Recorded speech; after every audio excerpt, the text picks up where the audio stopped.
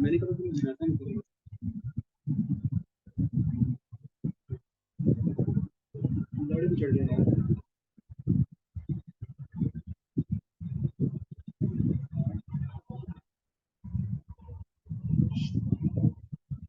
अच्छा भाई सब कंफर्म करो, मेरी आवाज आ रही है सबको?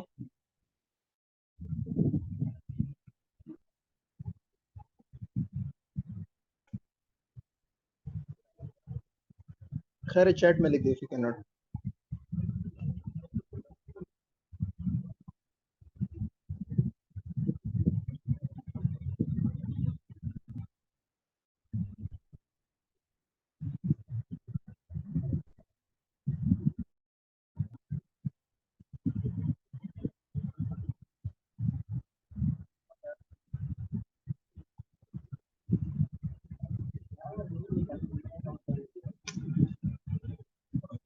ओके गाइस, तो कल हमने पढ़ा था till y is equal to M X plus C के फॉर्म तक। m was the slope and c is the y intercept। इसका रियल लाइफ में यूज किस तरह होता है, how do we study this, वो देखते हैं। इफ आई टेल यू कि you have to go to a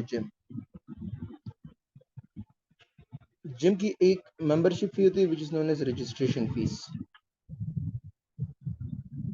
and एक उसकी मंथली फीस होती है।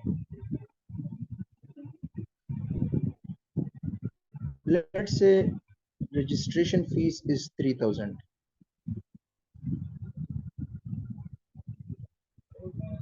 and let's say कि monthly fees is 1000।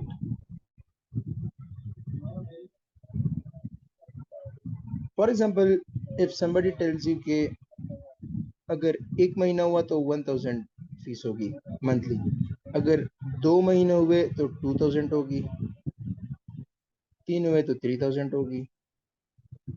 then if x महीना अगर हुए x months, then फीस होगी where x is any number, fees होगी 1000x। अगर x1 हुआ तो 1000 हो जाएगा, पहले महीने का 1000 होगा। अगर x2 हुआ तो 2000 हो जाएगा, 2 महीने का 2000 होगा, and so on. So total fees would be equal to, total fees y would be equal to 1000x जो मंथली फीस है plus 3000। People notice this is y is equal to mx plus c का format. m इसकी constant है, महीने का जो इसकी fees है वो कांस्टेंट है, वो 1000 ही रहेगी। That is why it is known as a, इसकी इक्वेशन एक स्ट्रेट लाइन होगी क्योंकि इसका m स्लोप कांस्टेंट है, 1000 ही है, वो चेंज नहीं होगा।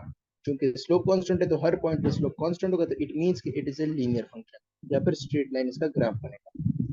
नाउ यू नोटिस कि अगर मैं इसको जीरो कर दूं, I get y is equal to 3000 which is the y intercept. तो y इंटरसेप्ट शो क्या करता है ग्राफिकली, या फिर जब ये y एक्सिस को टच करता है, ये जो y इंटरसेप्ट है ना, ये इस तरह बनेगा, यहाँ पे 3000 बनेगा। y intercept shows the initial amount of this function. जब कोई महीना ना गुजरा हो, जब कोई महीना ना गुजरा हो, इट मींस के इनिशियल अमाउंट होगा वो।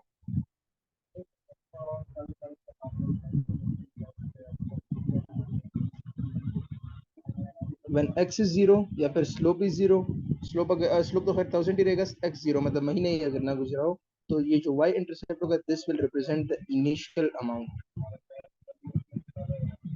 इसलिए कहते हैं कि जब x 0 होता है तो वो y इंटरसेप्ट होता है, क्योंकि वहां पे इनिशियल अमाउंट शो हो जाता है which you can see from over here. Initial amount 3000 था, सिर्फ registration fees when there is no month past. Then आता है most important thing about this is parallel and perpendicular lines। parallel and perpendicular,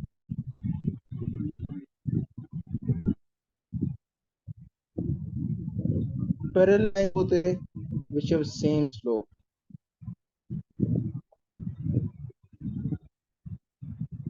while perpendicular lines वो होते हैं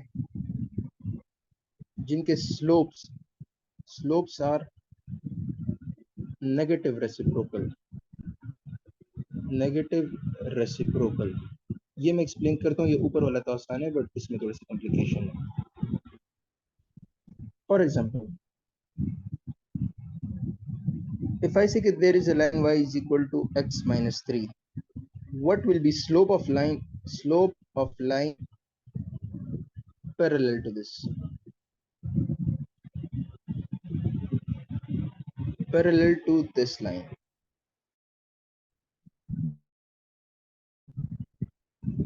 So you see कि इसका slope y is equal to mx plus c के साथ compare करो तो m is equal to 1 आता है। तो पैरेलल लाइन का स्लोप इक्वल होता है, सो इस पैरेलल लाइन का स्लोप भी 1 ही होगा। पैरेलल लाइंस ग्राफिकली इस तरह होते हैं। रफली अगर ड्रॉ करें तो they will be like this, they will never intersect, they never intersect. अगर स्लोप सेम हो तो लाइन कभी इंटरसेक्ट नहीं करेगी और उनका कोई सोल्यूशन नहीं होता, क्योंकि ये कहीं पे इंटरसेक्ट ही नहीं करी तो कोई कॉमन पॉइंट नहीं है इंटरसेक्शन का, तो इनका कोई सोल्यूशन ही नहीं होगा और इनके स्लोप्स इक्वल होते हैं। मैथमेटिकली इस तरह फाइंड करते हैं, graphically they will be shown like this. Now let's try for perpendicular.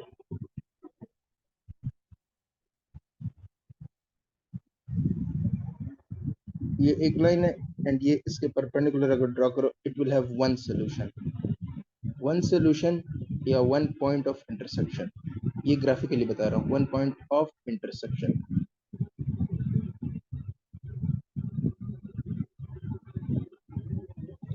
Mathematically ये किस तरह होता है? मैथमेटिकली इस तरह होता है कि if there a line P has slope of 2, slope of 2, then slope of line perpendicular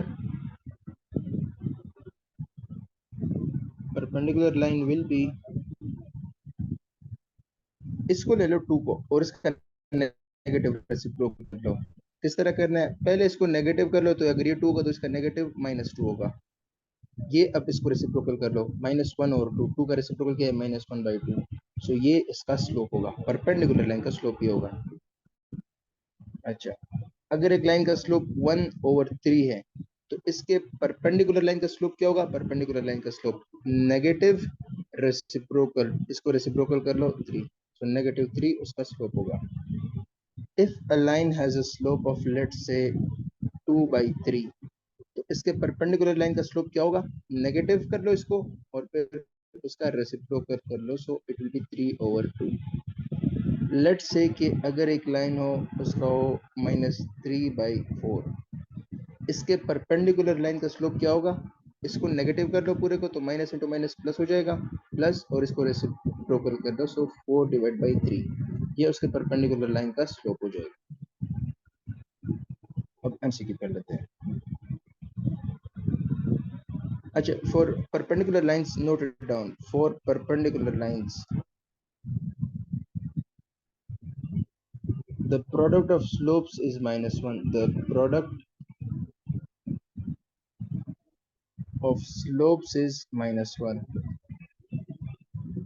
for example, एक लाइन है उसका स्लोप है m1 और उसकी परपेंडिकुलर लाइन है उसका स्लोप है m2, तो m1 multiply m2 is equal to -1। अब अगर इसमें से m1 फाइंड करना है तो m1 इज इक्वल टू -1 और m2, या फिर अगर m2 फाइंड करना है तो इट विल बी -1 और m1। इसलिए देखो, नोटिस किया नेगेटिव रेसिप्रोकल, यहाँ पे भी नेगेटिव और रेसिप्रोकल, सो इसलिए होगा। For example, if I ask you कि the product of slopes of positive x axis and positive y axis, positive x axis and positive y axis, you people notice कि ये perpendicular है, ये दोनों axis एक दूसरे के परपेंडिकुलर होते हैं, सो इन दोनों के स्लोप्स का जो प्रोडक्ट होगा that would be -1, that would be -1। इसको इसके साथ कंफ्यूज ना करो कि हॉरिजॉन्टल लाइन का स्लोप 0 होता है, डॉट इसका स्लोप तो अनडिफाइन होता है, तो 0 मल्टीप्लाई अनडिफाइन से -1 कैसे आता है, दैट इज टोटली डिफरेंट। ये जो फॉर्मूले हम यूज करते हैं ये फाइनाइट स्लोप्स के लिए होते हैं, undefine is not a finite slope. यहाँ पे हम लोग कंसेप्ट यूज करते हैं कि हॉरिजॉन्टल का परपेंडिकुलर होता ही वर्टिकल है। यहाँ पे लॉजिक यूज होता है कि हॉरिजॉन्टल लाइन का परपेंडिकुलर होता ही वर्टिकल लाइन है, तो इसलिए उनका प्रोडक्ट इस रूल के साथ -1 आना चाहिए। Okay, MCQ is if 1 comma 2 and 2 comma 4 makes a line,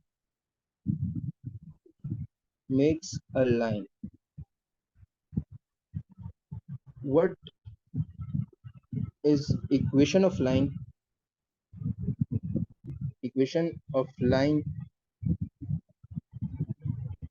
parallel to it and passing through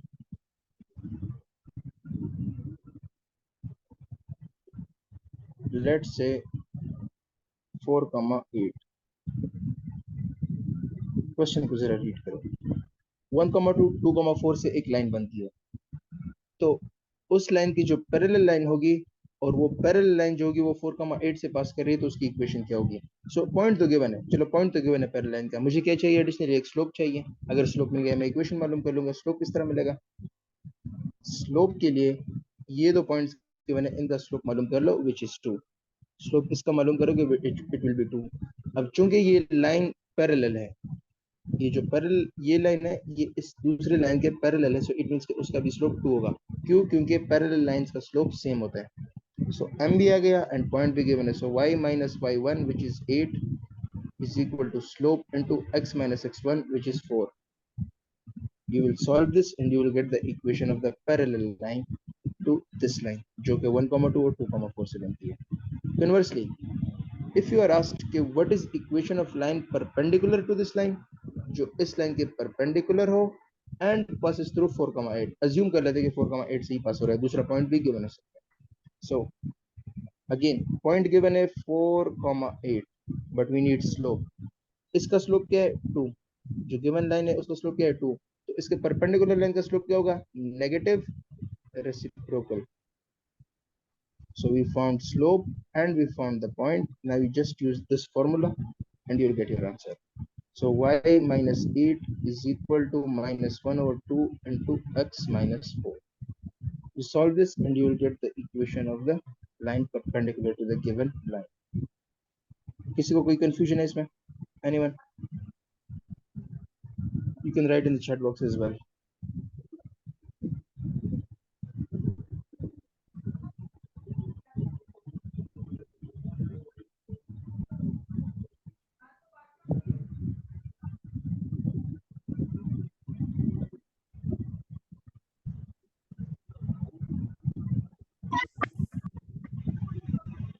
Anyone has a question you can ask. अगर कोई पॉइंट ना समझा प्रीवियस क्लास का या फिर इसमें, so I can explain it again.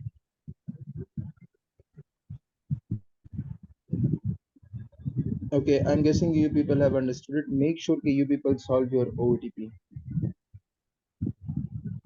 OOTP में ये coordinate geometry वाला portion solve कर लेना. If you people have any issue, I am in the group that you people are in, so you people can contact me over there.